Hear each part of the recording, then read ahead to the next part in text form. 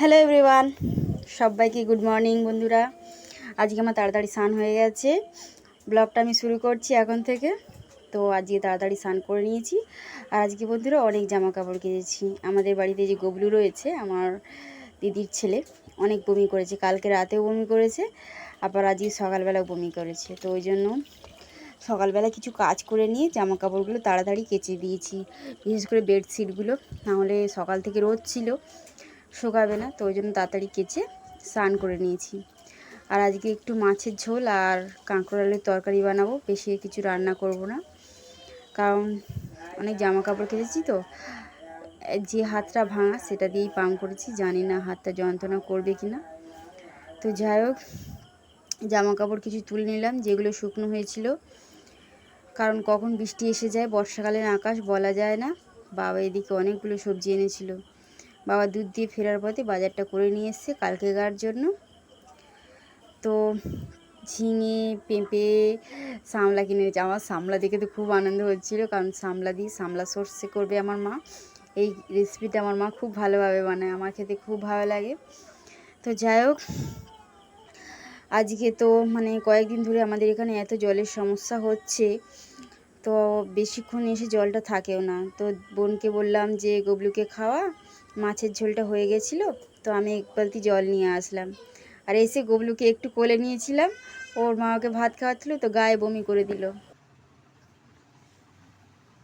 কি হয়েছে, মাছ ধরে মারছিস? এই দেখো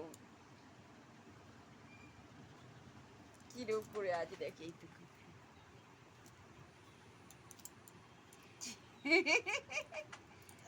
হ্যাঁ,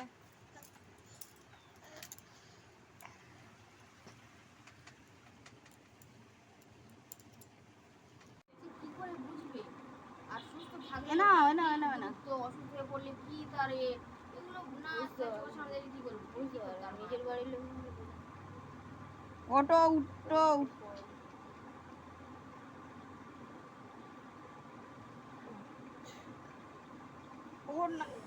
তো বন্ধুরা, আজকে আমার কিন্তু দুবার স্নান করা হয়ে গেছে। গবলু তো বমি করে মুখ ফুখ পুরো ভর্তি করে দিয়েছিল, তো আবার একবার স্নান করতে হয়েছে। মনে হচ্ছে ঠান্ডা লেগে যাবে। আমি কখনো দুবার স্নান করি না, দুবার স্নান করলেই আমার গলা ব্যথা হয়ে যায়। আমার এত তাড়াতাড়ি ঠান্ডা লেগে যায় কি বলবো। আর এদিকে দেখুন গবলুটা কি দুষ্টুমি করছে। সন্ধ্যা হয়েছে, তো ক্যামেরাটাই আমার ফেলে দিল।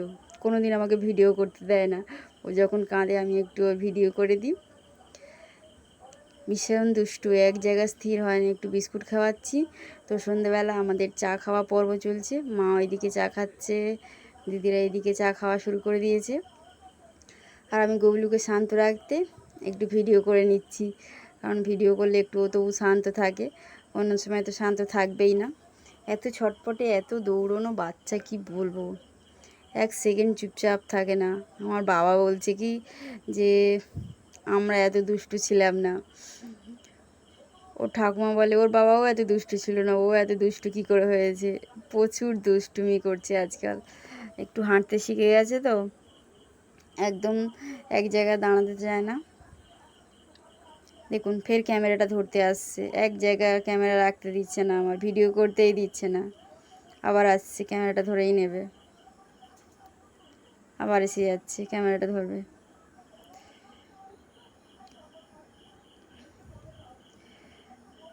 আমি না ওকে খুব বিরক্ত করি, মাঝে মাঝে গিয়ে গালে কামড় দিয়ে দিই, খুব কাঁদে ও।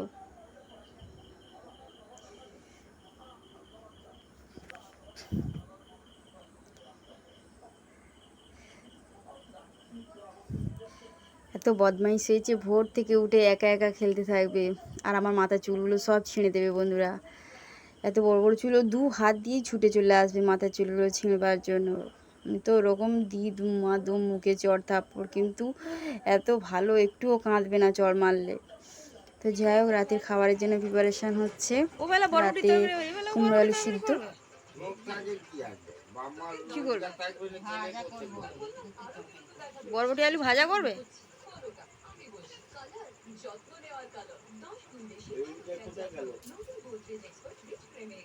তো আজকে অনেক দিন পরে, 3-4 সপ্তাহ পরে অনেক কষ্ট করে গ্যাস এসছে।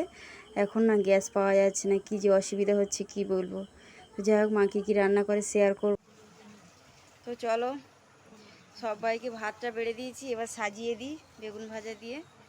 বেগুন ভাজাটা খেতে আমার খুব ভালো লাগে, আর আমার সাথে আমার বাবারও খুব ভালো লাগে। বাবা দুটো বেগুন ভাজা দিয়ে দিই, আমি একটাই খাবো না, আমিও দুটোই খাবো। আমি একটু ভাজা খেতে ভালোবাসি। দিয়ে দিয়ে একটু বরবটি আলু ভাজা। আমি বরবটি আলু ভাজাটা খুব একটা খাই না, ভালো লাগে না। সবাইকে গুছিয়ে দিই।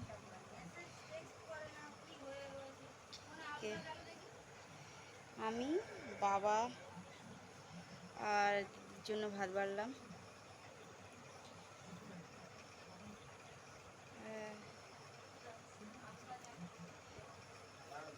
মোটামুটি গুছিয়ে নিয়েছি। তরকারিটা খাবো না, তরকারিটা আমার খেতে ভালো লাগে না। ভাত খেতে বসে যাই ডাল দিয়ে, কেউ খেতে আসছে না, সবার ভাত বেড়ে দেবো। আসবি তো তোরা খেতে, ভাত বেড়ে দিলাম তো। তো চলো আমি খেতে শুরু করে দিই, কেউ আসুক আর না আসুক। সবার পেটে খাবার বেশি হয়ে গেছে, আমার পেটে ছুঁচো দৌড়চ্ছে, আমি তো খাওয়া শুরু করে দিই প্রথমেই।